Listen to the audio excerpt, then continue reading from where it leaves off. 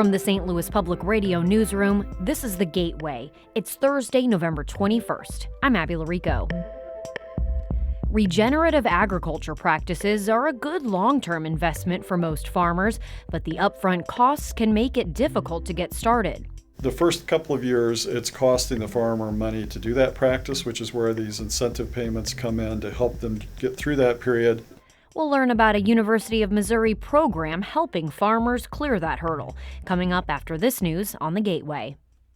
Boeing announced Wednesday that it will lay off 692 employees from its Missouri locations. The company called the move a difficult decision. It's part of a 10% workforce reduction the company announced in October after a strike halted production of some of its best-selling airplanes. Boeing employs about 170,000 employees nationwide and 17,000 at 3 facilities locally. The layoffs will take effect on January 17th, and the affected workers will receive severance and subsidized health care after that date. The St. Louis County Justice Center has seen far fewer in-custody deaths than the City Justice Center since 2020. St. Louis Public Radio's Lucretia Wembley has been looking into this and has more now on the jail deaths and response from officials. Compared to the 18 people who have died at the St. Louis City Justice Center since 2020, only 5 people have died while in custody at the St. Louis County Jail in that time frame. Despite the huge gap in jail deaths, the County Medical Examiner's Office says that number doesn't include at least 30 other fatalities that occurred in county police holding cells as well as police-involved deaths. The St. Louis County Jail holds about 30% more inmates than the CJC on any given day. The CJC so far this year has seen the lowest number of deaths since 2021. City public safety officials say their reporting of jail deaths earlier this year excluded one person because that individual was arrested, but not considered a detainee at the city jail. I'm Lucretia Wembley, St. Louis Public Radio. A former East St. Louis city manager who's been charged with 2 felonies has turned himself in to law enforcement. State police and the St. Clair County State's Attorney's Office charged 60-year-old Carlos Mayfield with a count of theft of government property and another count of fraudulent use of a credit or debit card. The charge covers thefts between $500 and $10,000. Investigators didn't give an exact amount, but said he took city money for personal use. Law enforcement issued the arrest warrant in early October. Contrary to a press release state police issued Wednesday afternoon stating he was still wanted, Mayfield surrendered last Friday and was released the same day. ISP later updated its statement. Mayfield served as the city manager in the previous mayoral administration, starting in 2021. One of the St. Louis City SC's supporters groups is in a legal trademark battle, and they've decided they can't win. St. Louis Public Radio's Jonathan Ahl reports. The St. Louligans have been supporting soccer in the area and raising money for charities for almost 15 years. But a beverage company has applied for a trademark to use Louligans. The volunteer supporters group doesn't have the money to fight the application, even though they think they would win. Board member Sarah Robertson says it's been a big letdown, especially since the St. Louligans had a street named after them last year. Finally getting some recognition for the community that we serve, getting a little bit of uplift from that and then going to this is it's heartbreaking. The St. Louligans have trademarked their logo, but are concerned an unaffiliated beverage would confuse fans into thinking it was helping the supporters group. I'm Jonathan Ahl, St. Louis Public Radio. The St. Louis Water Division has lifted a precautionary boil order impacting a half dozen St. Louis neighborhoods.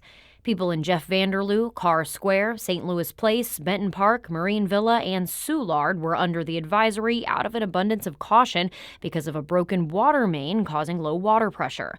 The division announced last night that testing has determined the water is safe.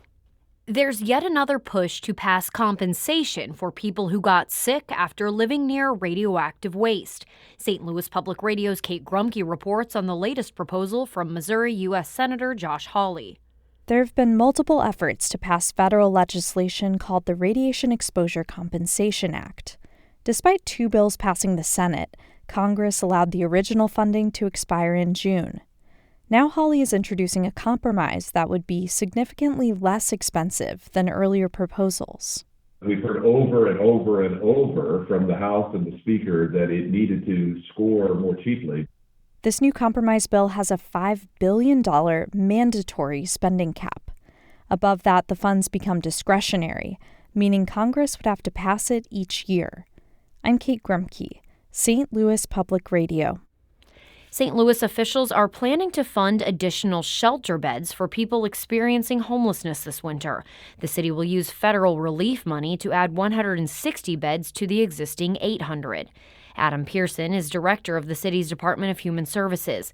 He says he's working on regional solutions to the housing shortage, but in the meantime, he wants to support people on the coldest nights of the year.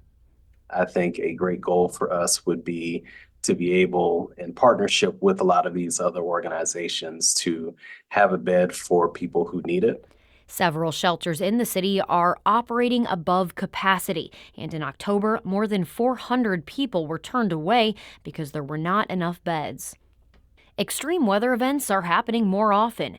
Just this month, St. Louis saw a day of record-breaking rainfall. St. Louis Public Radio's Eric Schmid reports on a new insurance pilot that aims to help cities in the Mississippi River Basin dealing with more frequent flooding, rainfall, and drought. It's called parametric insurance, and it's a policy that immediately pays out when a specific weather parameter is hit, like a flood of a certain height or inches of rain over a 24-hour span.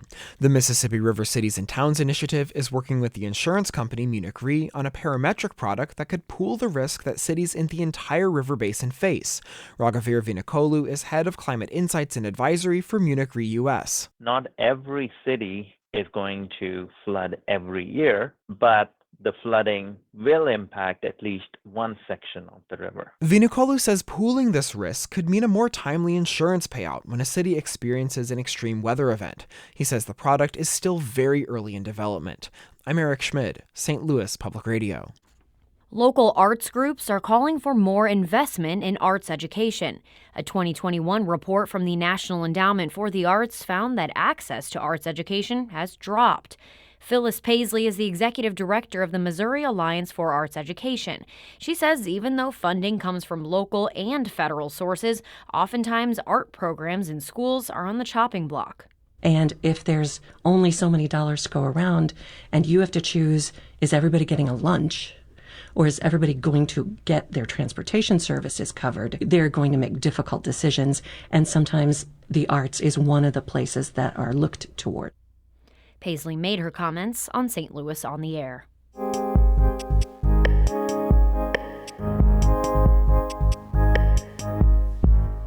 Regenerative agriculture, which prioritizes soil health and environmentally sound practices, isn't the norm. Jana Rose Schleiss reports that's largely because of the cost. On a rainy Sunday afternoon at Big River Grain and Cattle in Cedar Hill, Missouri, a rural enclave outside St. Louis, farmer Daniel Bonacker releases his cows onto a 30-foot strip of fresh milo, a stalky plant that resembles corn, but in place of a cob at the top, there's a cluster of grain. This is Bonacker's second year growing milo, and at first, the bovines didn't know what to make of the atypical forage. As you see now, they're getting with the program. The cows and calves both are eating the grain heads. Bonacker is using milo as a cover crop, a plant that's job is to keep living roots in the soil to retain nutrients. Utilizing cover crops and letting cows graze them, and fertilize the field as they go, is a facet of regenerative agriculture, a movement that aims to reduce farming's environmental impact, revive the soil, and by extension, the small farm economy. You know, I need to feed my cattle in the winter, and it's very cost effective compared to feeding hay. And all the nutrients stay right in the field here. Bonacker has been working to implement regenerative farming practices on his land for 10 years. It takes time because it also takes money. To cultivate cover crops on his 1,400 acres, it costs $56,000 each year. Installing fencing and water infrastructure to accommodate grazing cattle costs him over $12,000. There are a variety of long-term benefits to adopting sustainable farming practices, but the upfront cost is a barrier for farmers. Sonia Hu works on sustainable food system initiatives at the Boston Consulting Group. She surveyed nearly 100 row crop farmers in Kansas and found many feel current policies favor conventional farming, which makes a switch to regenerative methods risky to their livelihood. It just is too challenging to make an adoption or to change your practices, even though there might be benefits in the long term because the costs are too daunting in the near term. Healthy soil reduces farmers' dependence on costly and environmentally damaging inputs such as herbicides, pesticides, and chemical fertilizers. But adopting regenerative practices and weaning off those inputs can take 3 to 5 years. When we look at the near term, it's not necessarily a profitable endeavor for farmers to adopt these practices. WHO's research shows that initially, farmers could see profits plunge 30 to 60%. But in the long term, WHO says, regenerative farmers could receive a 15 to 25% return on investment because sustainable practices make farmland more resilient to severe weather caused by climate change. In Missouri, the MU Center for Regenerative Agriculture, through a $25 million federal Department of Agriculture grant, aims to help farmers get over the initial investment barrier. Rob Myers is the director of the center that provides payments to farmers who implement regenerative methods like cover crops, rotational grazing, agroforestry, and more. The first couple of years, it's costing the farmer money to do that practice, which is where these incentive payments come in to help them get through that period.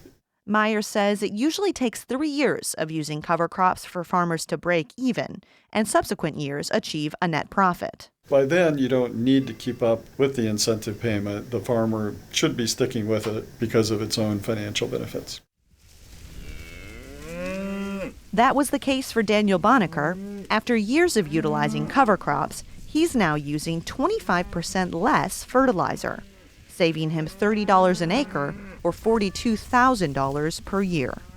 So he plans to keep spending money on regenerative farming methods and hopes to see an even greater return in the future. In Cedar Hill, Missouri, I'm Jana Rose Schleiss. That story comes to us from member station KBIA in Columbia. The Gateway is a production of St. Louis Public Radio, a listener-supported service of the University of Missouri-St. Louis. Music by Ryan McNeely of Adult Fur. I'm Abby Larico, and from the St. Louis Public Radio newsroom, this has been The Gateway.